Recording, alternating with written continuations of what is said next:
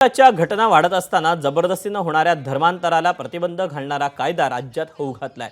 राज्य सरकारने धर्म स्वातंत्र्य विधेयक विधानसभेत मांडलं असून या विधेयकावर सध्या चर्चा सुरू आहे। एका विशिष्ट धर्माविरोधात हा कायदा नसून सर्व धर्मांसाठी समान असल्याचं मुख्यमंत्री देवेंद्र फडणवीस यांनी स्पष्ट केलं। ठाकरेंच्या शिवसेनेनेही धर्म स्वातंत्र्य विधेयकाला पाठिंबा दर्शवला।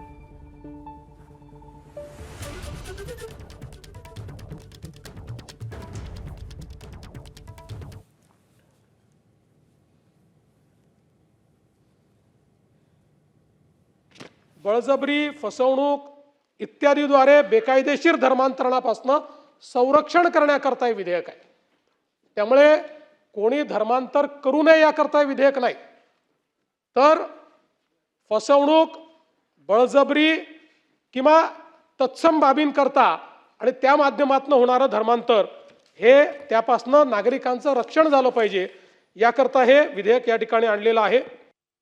या कायद्यातल्या तरतुदीचं जर उल्लंघन करून त्या ठिकाणी एखाद्याचं धर्मांतरण केलं असेल तर धर्मांतरण करणारा व्यक्ती किंवा संस्था हे ज्या पद्धतीनं ते इन्व्हॉल्व असतील त्या पद्धतीनं त्या ठिकाणी शिक्षेस पात्र असतील आणि अशा पद्धतीनं झालेलं धर्मांतरण हे नल अँड व्हॉइड होईल।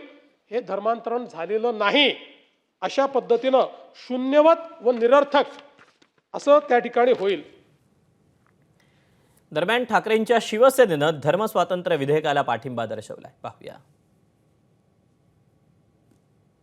काहीतरी कोणाला तरी टार्गेट करून त्या ठिकाणी आता एका धर्माचं खूप मोठं अवडंबर माजवून दुसऱ्या एका विशिष्ट धर्मालाच त्या ठिकाणी कुठेतरी चेक बसावा, त्या धर्मालाच कुठेतरी या ठिकाणी आळा बसावा किंवा एकाच धर्मामध्ये कुठेतरी अपप्रवृत्ती सुरू आहेत त्यांना तिथे कुठेतरी कायद्यानं पूर्णपणे बंधन करावं अशा पद्धतीच्याच बातम्या काही लोकांच्या मुलाखतींनी बातम्या सुरू आहेत।